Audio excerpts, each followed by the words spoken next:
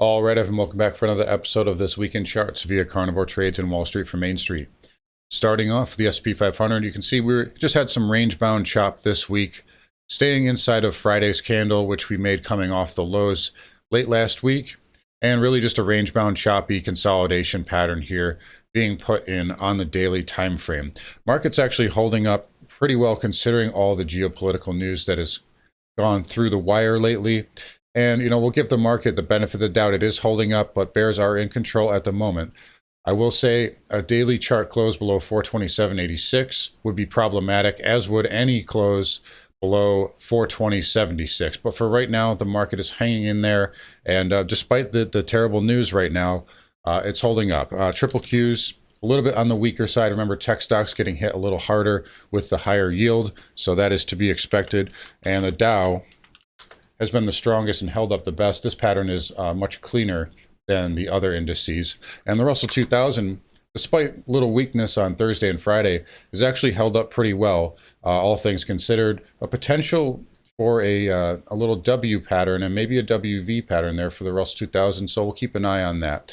We're going to go with a little bit of a different format this week, but I want to talk about a few things. There's some major problems in this market here. So you guys watched the video I did a few months back. I talked about the Fibonacci time cycles and so on. And this month, the month of March, is the 13-year anniversary of this secular bull market going back to 2009. Previous bull markets, 1974 to 1987. We had 1987 to 2000. There is evidence of precisely 13-year bull markets playing out before. And it's one of the reasons why I've been very cautious and telling everyone to be very cautious this year, as we are now getting into the end of this potential secular bull market here. So there's a lot of things going on. Furthermore, we have wheat prices up 50% in 2 weeks. So looking at wheat there, went from 800 to over 1,200 in 2 weeks. Wheat prices actually limit up this past week, which means that they had to halt it because it was only going up so much. Wheat is the most basic food product there is. And to see that increase 50% in 2 weeks is absolutely astronomically unprecedented. Intrepid Potash up 100% in the last 2 months. Mosaic up 59% in the last month. Bunge up 27% year to date. Copper prices at all-time highs. You guys remember this inside bar that I've been showing you pretty much every week here? That's finally starting to play out. We finally got above 421, 463. Those are the levels I've been watching and I've been talking about every single week on here. And we finally broke out, copper closing at a new weekly all-time high. This will probably get up above $5, at least on a testing basis. I don't know what news is going to come out over the weekend. I don't know what news is going to come out next week. But these commodities are very news-driven right now. And the longer this conflict goes on, there's nothing to say that these commodities can't move higher here. But copper at all-time highs as well. Wheat very close to all-time highs. Dollar index, I told you guys months ago, this is going to go to 99. And we got right up to 98, 91 earlier on Friday before pulling back a little bit. So dollar index, at this point, it probably can get up to 100. If we take a look at the euro is getting slaughtered right now. This can probably get down to, 108. I said 109 previously, but I think 108, right in this area, this is kind of where you started to break down and then you reversed. That's going to be support there, but it can probably get down to 108. And the Eurozone's a mess right now. A lot of emerging markets are a mess right now. There's a lot of problems out there. Let's look at gold here. So gold not getting above this tail high, and I think it's funny, or rather probably predictable. We talked about this inside bar here on the monthly, and they managed to close it just below that inside bar high on Monday, which is the last day of February. Immediately following that, gold ripped to the upside. So, I tell you, these guys know what they're doing. They know what levels are important, and they probably used a lot of firepower to get gold to close below that inside bar low, knowing that it was going to go higher later in the week. So technically, you do have that inside bar still on the monthly. The one thing that we can do, however, is go to the quarterly and you take a look at the quarterly, and you're above that inside bar high. You're above the inside bar high on the monthly too, but we have to look at the closing price for the month of March, and we'll have to look at the quarterly close here. But as of right now, gold is holding up really well. Silver, same deal. So silver getting above this tail candle high. Now, it is, it's coming into some resistance up here, but again, as long as this stuff goes on, take a look at the SILJ. Getting above the 200-day moving average, trend to start, starting to trend back up here. Moving average is starting to turn up. Again, this is into some resistance too, but as long as this geopolitical stuff goes on, this is just going to be the fact of the matter right now. GDX pushing up all the way into the highs going back to May and June from last year. XAU above 150 now, so filling that gap there. Again, resistance up here, but as long as these geopolitical things are going on, these metals are going to hold up. People want things, they want to move to safety, and right now it's a fear trade. And I told you guys this months ago multiple times, rates can go up with gold. It's not, the dollar can go up with gold. It has happened before and it will happen again. It's happening now, it'll happen again in the future sometime. But the whole rates up, gold down trade is assuming that rates are going up because of growth. When rates are going up because of inflation, it's not a good thing. It's not a good thing. And that's why you don't want to own things like Bitcoin or high risk stocks. You want to own risk off stocks in this type of environment. If rates are going up because of growth, then yes, risk on. And gold typically underperforms, but this is not that same environment. So precious metals performing really well. Let's take a look at platinum. Couldn't get above this tail candle high, but remember I told you guys weeks ago, this is a great bullish pattern here. Setting up nicely and, got a nice pop, came back in a little bit, got a little bounce.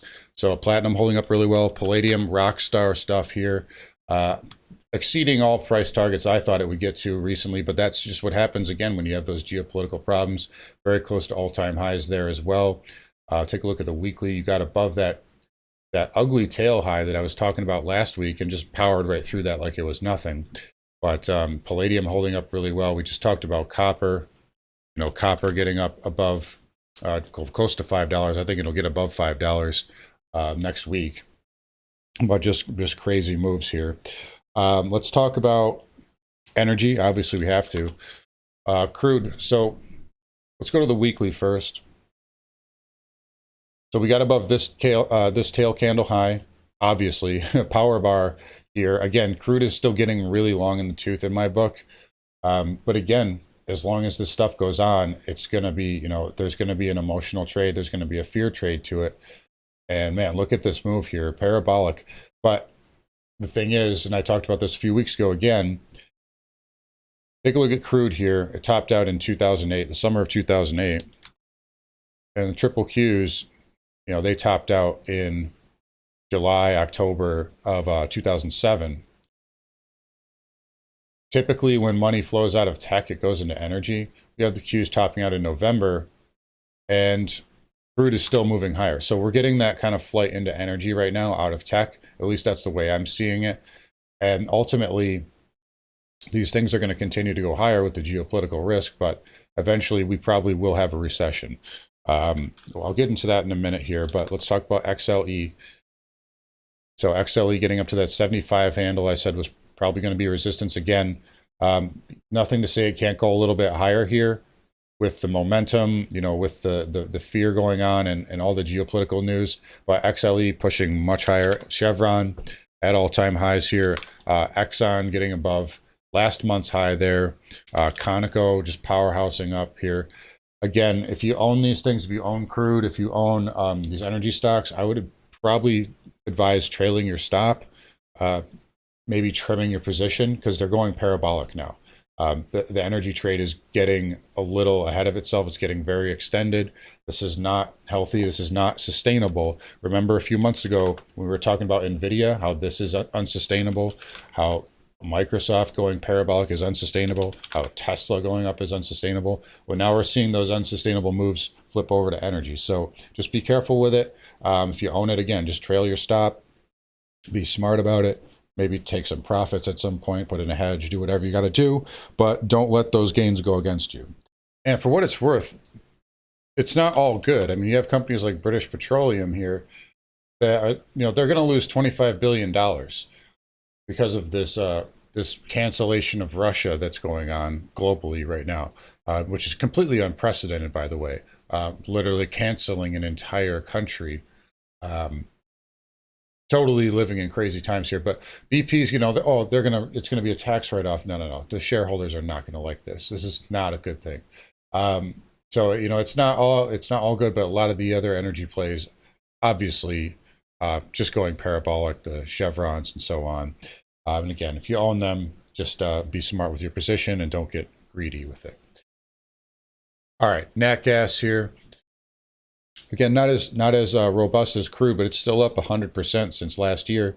It's trading sub 250 in March, and we're at $5 now. So up 100% here. And I talked about this here. Nice move up, bullish pattern, and kind of a pop here. This can get up to 540, 550. So that double top range before we'd run into resistance. But nat gas actually, strangely, as everything else is starting to go crazy, nat gas is starting to calm down a little bit. So interesting dynamic there. Tellurian, that company Jason was talking about, up 30% in the last month. So just crazy moves here. All right.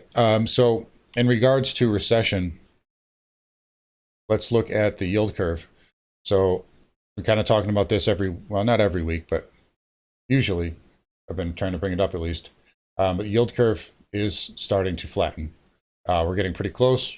We're at 0.24. I believe we closed that Friday. Or it looks like, 0.24 there. So every time that yield curve flattens, I don't need to tell you guys, when we invert, we have a recession with crude prices as high as they are, with wheat prices as high as they are, with having runaway inflation. It's just, we're in a situation that we haven't really been in before, because we have runaway inflation, but we don't have the savings like we had in the 70s. I mean, people are living paycheck to paycheck. We don't have that type of economy anymore. So, and the Fed is essentially boxed in. We've got a war going on in Russia, and it's not looking to get any better right now. And the Fed is kind of, do they raise rates and basically force a recession, or do they just, continue to let runaway inflation, crush us? It's a no-win scenario here.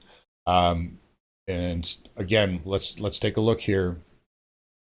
So we got to watch those financials. So I've been telling you guys, if that yield curve flattens, we got to watch the financials. They've been able to hold up now with the higher rates, but if the yield curve flattens, it's going to take everything out.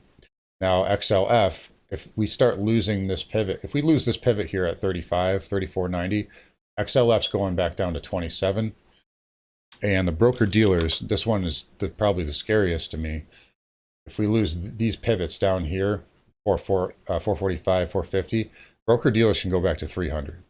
So that's a major move there, and it would probably implicate credit default swap problems, probably defaults and just liquidity issues. So there's a lot of negative things, and that's why I've been warning about this.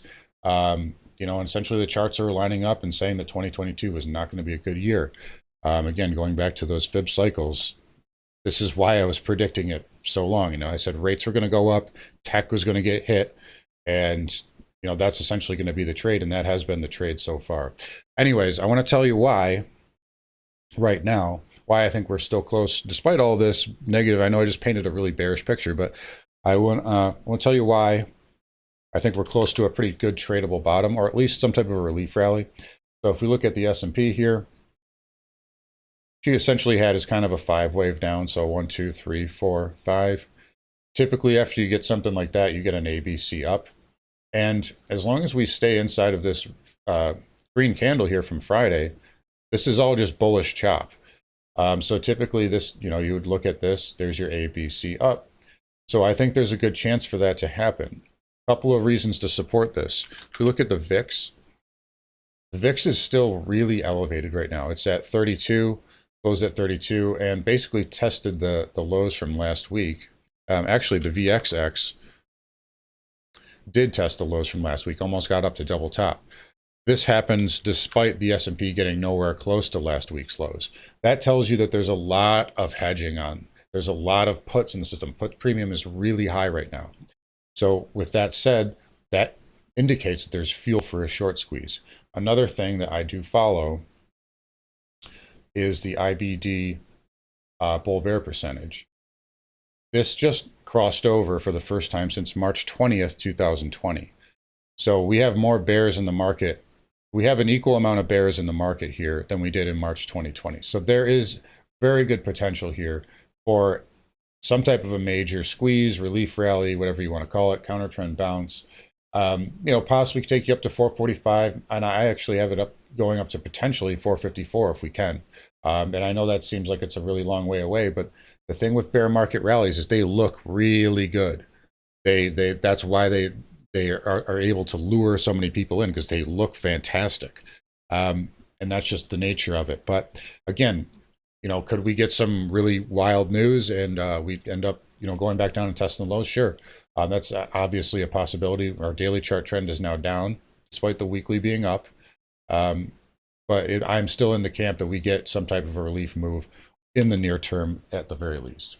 Anyways, I'm going to wrap it up here. Give the video a like. Subscribe to Jason's Patreon. Come find me at Carnivore Trades for swing trading. Also, I just released a course, and in that course, I detail pretty much everything that I look for in trades, all of my setups, all my methodology. I show past trades that we've actually taken with the members, and I basically detail everything I looked for in that trade and why I took it. So if you're interested in that, interested in swing trading, come check it out there. Otherwise, come find Jason, best macro analyst in the space. Subscribe to the content. Give the video a like, and I'll talk to you all next week.